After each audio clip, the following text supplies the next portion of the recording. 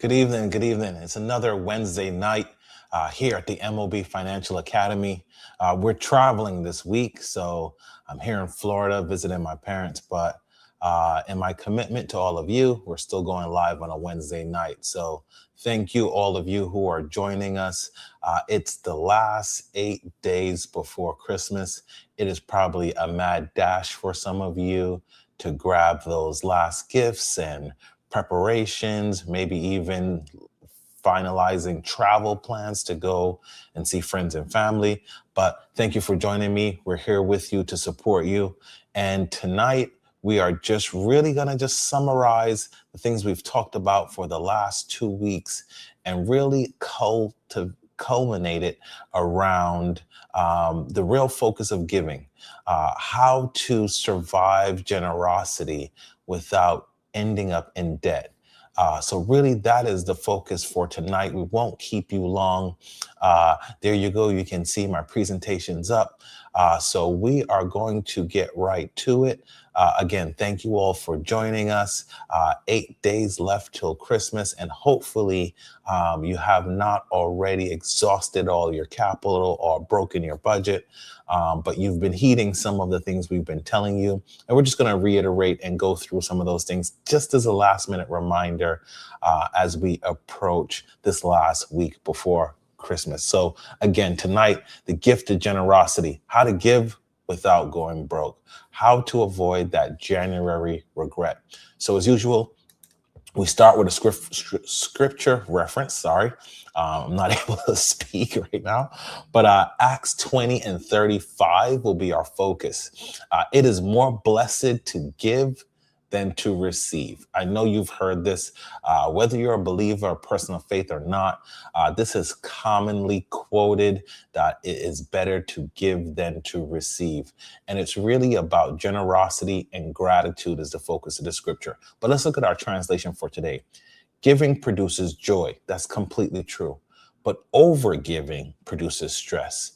Wise generosity is the blessing. So, being wise with your generosity. So if you've joined us at the Minding Our Business Academy before, you know I'm really focused around planning, budgeting. Those things are very important. Having a plan before you enter into the season, before you begin to spend the money, so that you can avoid that regret in January. So many Americans, we go out, we buy new decorations, we travel, we buy gifts for everyone. And it's all just centered around pressure. There's a lot of societal pressure to give to various organizations as if you're a faith-based person, maybe your church did an end of year giving campaign. Again, if you're part of a corporate structure, you're probably attending holiday parties. There's some pressure to give there as well. If you're part of a large family and you guys gather together, there's pressure there to give and to match and to be like for like or equivalent in how much you spend and how big the gift is, and just be one for one with all the people that are giving to you and giving back to them. And this can put you in a tremendous financial hole. This can set you back when it comes to January if you're relying on your credit cards to fund all of these things that you are doing for the holiday season. But I'm hoping tonight that I can give you some last minute thoughts, some last minute ideas, some last minute tools that you can use to get the train back on the rails before January, when you begin to look at those credit card statements and begin to make those goals, resolutions, whatever you want to call it in January, to not repeat the things that you may have done right up until this month of December. So again, the problem, most of us overspend. Why does that overspending happen? There's a myriad of reasons, but I just listed kind of the top three here for you. People do not give within their limits. Again, there's that pressure to match, the pressure to equal what someone else has given you. They don't have a plan for their gifting. They don't have categories. They don't have individualized budgets for the people they're giving to. Again, last week, if you did not see or did not join us, be sure to go on YouTube and catch that replay. We talked about the different options that you can employ, how to set giving limits per person within your family. Maybe you have certain limits for your nucleus family, the kids and spouse, and maybe you have smaller budgets for the people in the extended family, and then within the office and organizations and different situations you might be in where there's a little bit of pressure, there's a little bit of competition to fit in and to give and to reciprocate the giving that other people are experiencing with you. And then there's just people are confused. They think that this is the season that they have to just exhaust themselves just trying to meet the needs of others, people pleasing. So those are the things I want you to avoid, because those are the emotions that lead to the behaviors that lead to debt, regret, anxiety, and just overall tension in relationships. And all of that usually hits us in January when we realize the extent of how much we overspent in December during the holiday season. So what I'm going to do again is try to give you some guardrails, a framework around how you can set up some guardrails for yourself. I think of bowling when I think of guardrails, right? If you've ever been bowling with a small child, they'll put the rails up. Some people just go ahead and add the rails if you're not a particularly good bowler. And no matter where you throw that ball, the guardrails will bounce that ball and center it so it's hitting the pins in the center of the aisle. And that's what I would like you to do with your budget. That is what setting these individual budgets are when you're dealing with people and gifting. Those are guardrails. Those help you to go from beyond what you're willing to spend. And even I encountered it this year. I had set my budget for all my children. And then I realized for some reason I was in the store buying a bunch of stuff. When I got home, looked at my spreadsheet, looked at what I spent, I realized I almost doubled the budget on one of my kids. And then I had to make some hard decisions on what gifts I were going to keep to stay within budget and what I was going to return, what they really didn't need. So those are hopefully the conversations you're having. I know when you're out in the store, things become attractive. You're buying things, but hopefully when you get back, you have a bit of reckoning, a moment of reason where you pull out your spreadsheet, you pull out your budget you had for each person. You go over your receipts, you look at the gifts, make sure you stayed within budget. And if you didn't, make some hard decisions, remove some items out of that portfolio of gifts that you're getting that person and return those items. And not only does that reduce your anxiety, that's a commitment you're making to yourself and you're honoring that commitment. And that will speak wonders for your character to keep those commitments to yourself. And most of all, your financial literacy, your financial IQ begins to increase because you're setting limits and staying within those limits. So it's extremely important that we learn these guardrails. So guardrail number one, we've talked about it up until this point. Give within your means. Review your current budget, review what you've spent, and make some decisions around, like I said last week, what is a priority? What are things that you have to get? And what are things that are just wants and needs that are secondary items that you could maybe remove or reduce the amount of money you're going to spend on those things? Set a total budget. We talked about this. Travel, food, decorations, all the other cursory things that we do not necessarily factor in our budget. Those are things we're spending money on, not just the gifts. So please download our gift tracker, our holiday gift tracker. drop a comment in the chat, say gift tracker, we'll send it to you. There's a section in there where you can add your travel, you can add food, you can add decorations, you can add all of that. So you're getting a real transparent view at what your total spend was for the holiday season. Don't just look at what you spent on gifts, because you spent a lot of money on lights and inflatables and a bunch of other things as well. Here's a next framework. I just kind of leaned into it a little bit. Give what matters. Don't give to impress people. Stay off of social media. Don't look at what other people are getting as they begin to show pictures of keys and cars with bows on them and vacations and different things. If those things are outside your means, don't even expose yourself to those things. So you have this fear of missing out. We call it FOMO. So try to avoid that. Really, again, if you set a plan, if you set a budget for each individual person, you're doing that before you hit the stores. You're doing it with a level head. You're doing it looking at your budget. So you're giving within your means. You're not just allowing the sales. You're not just allowing the 50% off this, the buy one, get one, and all those things to really have your budget creep and creep and creep into the overspending category. And then look at thoughtful things you can do. So I'll give you a couple examples here. Maybe it's a thoughtful letter. Maybe it's going through old pictures and finding an old picture and getting it made into a piece of artwork or canvas or something of that nature. And it's a more reasonable priced gift, but it's a more cherished and thoughtful gift to the recipient who's receiving that thing. Maybe it's an experience. Maybe it's gathering together, going on a hike together as a family. It's cold now, so it's a little different. You can't do things in most places. Well, here in Florida, it was kind of warm today. But if you're in the Northeast, if you're in the Midwest, you're going through this cold snap right now. Maybe you gather together and do a game night at one of the family members' house. And that experience is way more profound.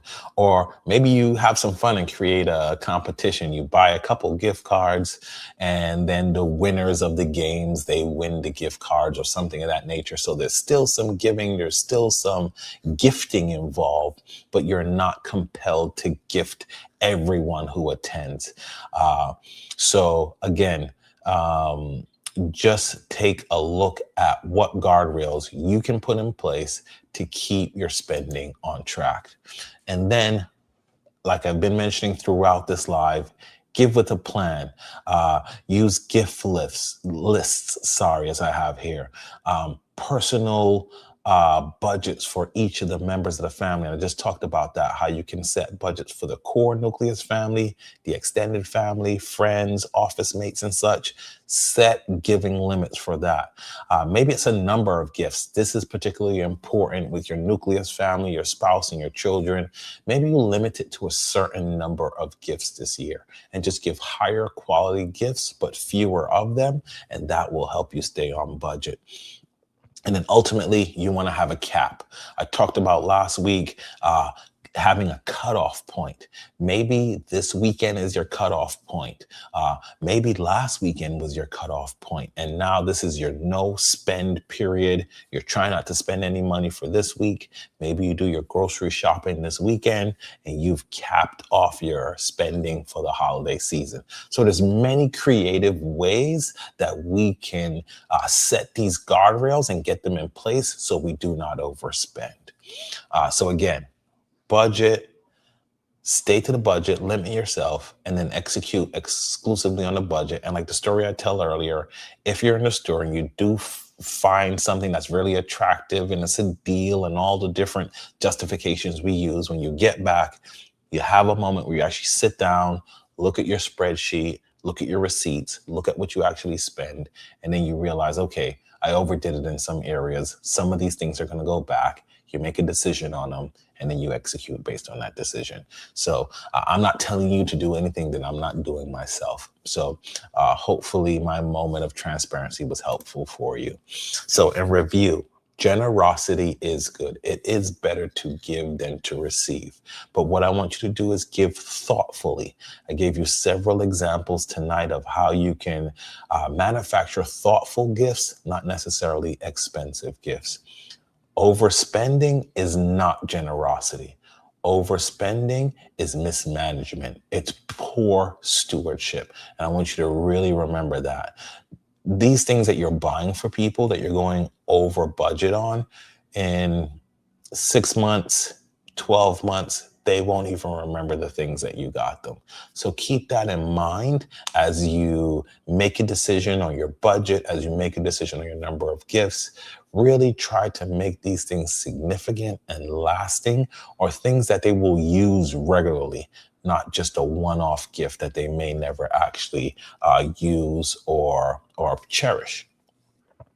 And then remember, throughout this season, you can be joyful, you can give wisely, you can survive the Christmas season with some money in the bank. So the goal is not to get to zero. The goal is not to meet everyone's wants. The goal is not to please everyone.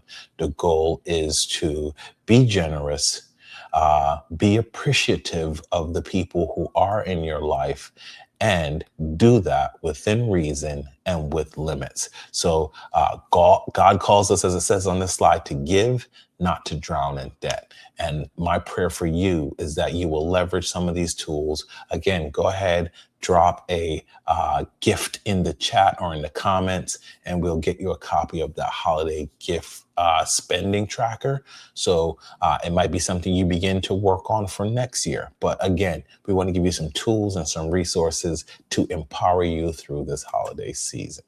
So the very best way that you can begin to incorporate some of these stewardship practices within your life is by joining us in the Minding Our Business Financial Academy. We're still running the 50% off promotion through the end of the year. If you want to gift that, that would be a great gift to gift one of your friends and family. Gift them the membership to the academy so they can build their financial literacy, they can build their financial management skills, and they can become good stewards of the resources God is blessing them with. So I've talked about it. All the things that are included, bi-weekly coaching calls, one-on-one sessions with myself to review where you are, plan what your goals are, help you reach these milestones. There's a vault of videos for you to take advantage of, different lessons that I've taught, different frameworks from the 10-10-80 budget, the 7-account framework, how to begin investing. All those things are included. And most of all, you'll be joining a group of like-minded individuals where you can build synergy, you can have conversation, you can be encouraged towards being a great financial steward. So I just want to thank you personally for joining us tonight. We will not go live on Christmas Eve. Many of you will be in church, and we 100% support that. Go out, worship. Jesus is the reason for the season. So we want to keep that as the number one priority. So as we end the year, we will come to you one last time before the end of December. But my wish for you is that you would begin to employ some of these resources that we're sharing with you. You would set these parameters and these guardrails on your spending, and that way you can end this year without regret, without a large amount of debt, and without feeling like you did too much trying to please the people in your life. So again, thank you for joining us tonight. If you want any of the free resources, like it says here in the slide, comment, give. We'll get that holiday budgeting worksheet to you. And then as we're ending out the year, we're building out our planning workbook. So we'll get you a workbook to begin planning your 2026. You can add in your milestones, the vacations, the holidays, and you can begin budgeting for all these things. And you can start allocating resources as soon as January in very small increments, so that when you get around to the holiday season, when you get around to the vacations, when you get around to the birthdays, you already have resources allocated and funded accounts for that purpose. So again, thank you for joining us tonight. 8 days left. If this is your first time joining us, thank you. And we want to wish you all a Merry Christmas, because we won't see you next Wednesday, but hopefully you will end the year looking back on 2025, having picked up some stewardship skills, and looking into 2026 saying, I'm going to manage God's resources in a better way. So thank you again. Have a great night. God bless. And as we always say, stop scrolling, stop the social media, stop looking at what other people are doing. Go out, mind your business, start managing your resources. Thanks for joining us at the MOB Academy. Now stop scrolling and go mind your business.